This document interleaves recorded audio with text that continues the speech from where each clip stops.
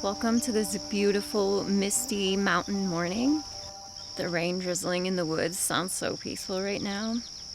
And also, my garden. You guys, my garden is finally coming into her own. We had some delays this spring that really delayed our whole garden, but mid-August and we're finally getting somewhere. In fact, I harvested the first zucchini of the year the other night. Even though it's just a humble zucchini, it got me really excited because they're such an easy to grow, prolific grower. But as I was chopping it up for dinner that night, I was kind of thinking about how exciting it really is. It's like the first of the annual vegetables really for our garden. Again, we're really behind. As someone who's been trying to get their financial shit together for many years, naturally I started looking at the zucchini from a financial perspective, and it was really exciting that maybe now we're gonna start to have our own zucchinis and I won't have to spend money on them, at least for hopefully the rest of the season, which of course is great news. A zucchini is something that is in my shopping cart year round. So since this is year one of our homestead here and year one of me getting back into gardening, finally, I really just focused on growing the things that I'm buying at the grocery store every week. Went really hard with like broccolis, cabbages, cauliflowers, zucchini, cucumbers, and tomatoes. So to finally have a vegetable that is offsetting our core grocery staples is super exciting. It was that spark of excitement right there that reminded me how nice it is to have a spark of motivation and enthusiasm when it comes to your finances. I've been missing that for a while, but I knew I would find it again once I moved to the country. I started this simpler, more basic, more self-sufficient life. I knew the spark would come back, but it's just a very different spark than I had back in 2018 when I went all in on a debt-free journey and I started that process. I took a sidestep from my career and took a position in nuclear chemistry that gave me an income that allowed me to start getting ahead. I had been wanting to start getting rid of debt and getting away from panic when you swipe your debit card at the grocery store. I hated it for so many years. And because of that struggle, when the money came, it was like, boom, it's go time. And it was so much fun debt snowballing the debt, because I had 21 different debts at the time, and I had insane motivation to knock them out, starting with the littlest one because it was a low-hanging fruit. It was easy, it was gone, and then I had even more extra money to put at the next one, and it was so much fun. So much fun. And it was fun to really get to invest in retirement for the first time in a serious way. That was fun. And then when the smaller debts were gone and it was the longer ones that took more time, the motivation there dwindled a little bit. But then it was also fun to start saving. And then when I got to having a multi-year emergency fund, the motivation on that dwindled. And then I left that job because it mentally, spiritually, emotionally broke me, and it was terrible for me in every way except for financial. But I hung in there for 5 years. I played the long game. I knew that the delayed gratification of the someday getting to this reality, this simple life, this basic life, this rural, in the woods, very nature-centric life was the ultimate goal. And I thought I would be debt-free when I made it happen, but surprise, I'm not. I made insane progress. I'm 6 figures of debt lighter, but unfortunately I still have 6 figures of debt, but it's all one debt payment. It is my federal student loans. This is where like so many people like very much disagree with me, but it is okay. I do not find motivation in trying to pay them off because in the years that I've been paying on them, I've just watched the balance go up. And you know, like aside from the COVID forbearance, the years I had been paying before that, because of the way the compounding interest is structured, I just watched the balance go up year after year. And I know that's going to start happening again now that all the forbearances are ending. In the way they're structured right now, I have to come up with roughly $3,200 a month to pay off the interest accrued that month to then even start adding a cent to principal. And that. Zero motivation, zero. So I would rather just pay my 25-year payment term. That's where I'm at this phase of life. At this phase of life. Because trust me, when I was in that 5-year hardcore gazelle intense sprint to debt freedom, I would have had the same mindset if I saw someone like me right now being like, you know what?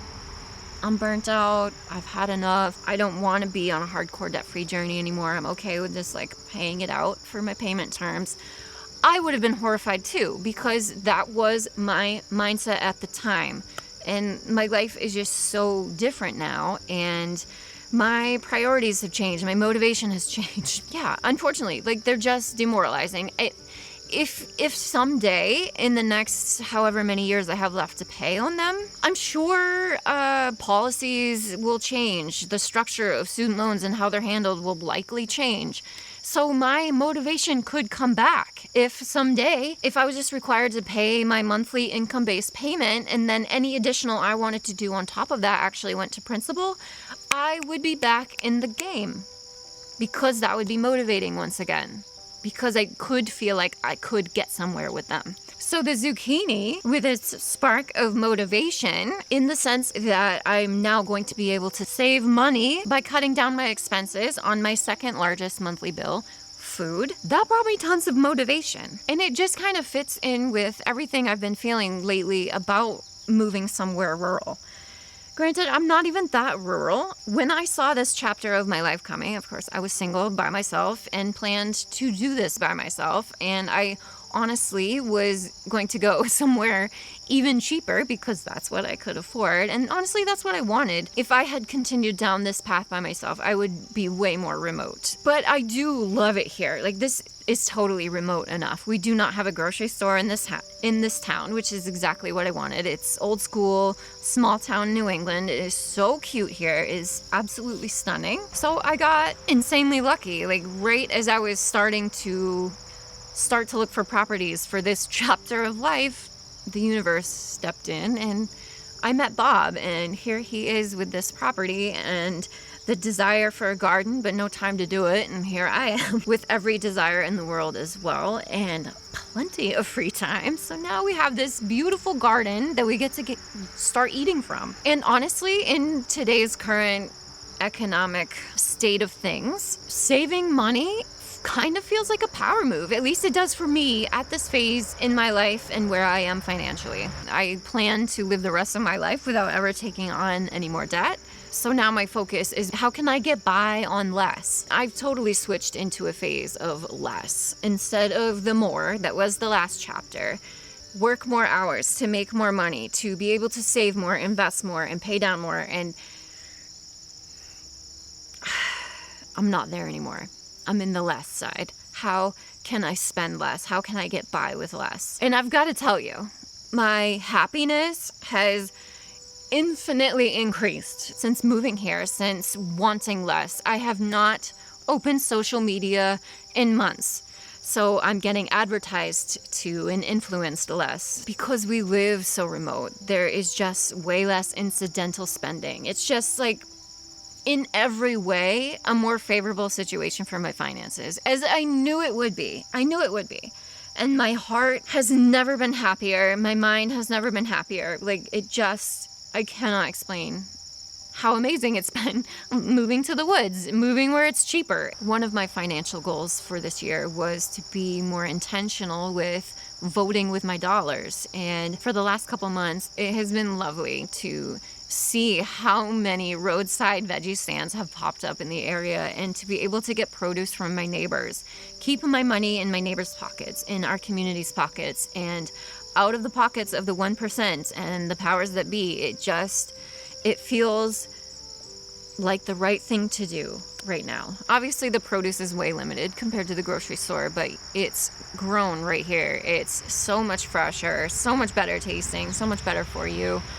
I get to support my neighbors. The neighbor economy is where it's at. And I feel so fortunate that I get to do that. So many people have surplus in their garden and sell it at the end of their driveway. And that is where I want to spend my money. So now I might not have to go up the road for zucchini anymore, but I'm still gonna be hitting up my neighbors. Obviously, we're a far stretch away from being able to not rely on grocery stores because, you know, like coffee and olives and things like that. But it's just such a great step in the right direction. I know so many people think I've just gone to left field with like talking about money for so many years and being so hardcore about it. And now I'm just like, I just want a garden. I get it. That's weird. But